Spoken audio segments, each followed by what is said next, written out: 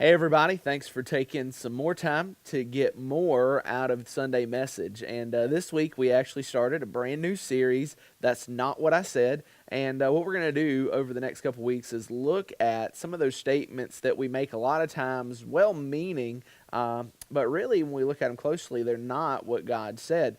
And the very first statement we started with this week is one that I feel certain that you've heard at some point in your life. You've been told at some point in your life. Maybe you've even said at some point in your life. And that is the statement, God will never give you more than you can handle. If I'm being honest, when I hear that statement now, I cringe just a little bit. Now, I understand the well meaning side of that, and we talked about that in the message this morning. That the well meaning part of that is that there is something similar to that Paul says in 1 Corinthians chapter 10, verse 13. But what Paul says there is that God will never give you a temptation that you can't bear. And with any temptation that he gives you, he's going to provide a way out of that temptation. And that's probably where that idea, God will never give you more than you can handle, came from. But the problem is, instead of applying that statement specifically to temptation, we try and take that statement and apply it broadly to our life, saying that you're not going to ever go through anything, you're not ever going to face anything in life that you can't handle. And that's just false. That's just not how life works. We looked at what Paul said in 2 Corinthians and how Paul just came to the place point blank where he said that I was overwhelmed by my sorrows, that what I was facing was beyond my strength, is what he said. But what he found out is that it's when he goes, when he is faced with something that requires more strength than he has, when he's overwhelmed with the hardship of life, that he is then able to trust God. He's able, even forced, to trust God to do for him what he could never do for himself.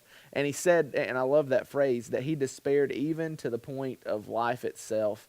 And then he realized, but we serve a God who raises the dead. So I thought that was fantastic. I want to show you another passage of Scripture that I think goes along with what we talked about Sunday morning. You know, the idea that when life gets too much, Jesus is still enough.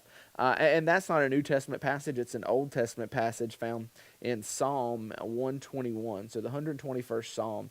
And in that Psalm, we get the same idea that Paul was talking about in 2 Corinthians. And this is what the psalmist says in Psalm 121:1. He said, I lift my eyes toward the mountain. Where will my help come from? My help comes from the Lord, the maker of heaven and earth. He will not allow your foot to slip, and your protector will not slumber. Indeed, the protector of Israel does not slumber or sleep. The Lord protects you. The Lord is a shelter right by your side. The sun will not strike you by day, or the moon by night. The Lord will protect you from all harm. He will protect your life. The Lord will protect your coming and going, both now and forever.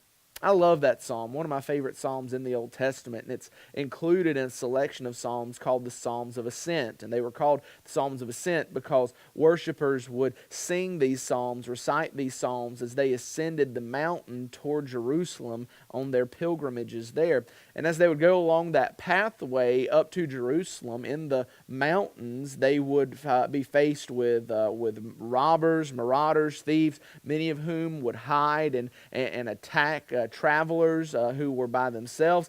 And so it's a very practical thing when the psalmist says, I lift my eyes toward the mountains. That's scary. That's dangerous.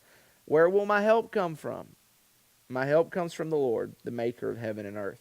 And so I think there's a very real, practical sense in which the psalmist writes this. But I think that even though you and I are probably not going to make a pilgrimage up the mountain on foot to Jerusalem this year, there's still some practical application for us. And that is that you and I face times in our life, face situations in our life, like we talked about Sunday morning, where things are just too big for us. That mountain is too high for us. And when we look at the challenges facing us, we're forced to ask the question, where will my help come from?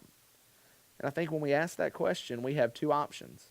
We can look for help deep within ourselves. And I think that's what popular culture tells us to do, right? Look within yourself. Find that inner strength. Find that inner peace. Find that inner whatever.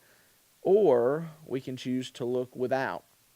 And the psalmist says, I'm not looking within to find help. I'm looking without to find help because my help comes from the Lord, the maker of heaven and earth. And then he continues the whole psalm. He will not allow your foot to slip. Your protector will not slumber. Indeed, the protector of Israel does not slumber or sleep. Listen, he says, it's the Lord that protects you. The Lord is a shelter by your side. The sun will not strike you by day, nor the moon by night. The Lord will protect you from all harm. He will protect your life. The Lord will protect your coming and going, both now and forever. You know, there's a sense of certainty and finality in those statements the psalmists make. And that certainty, that finality can only come from a help that is not in him. Because if that help comes from within us, it's up and down. We are. All of us are living life on a roller coaster. Some days we're up here, some days we're in the valley.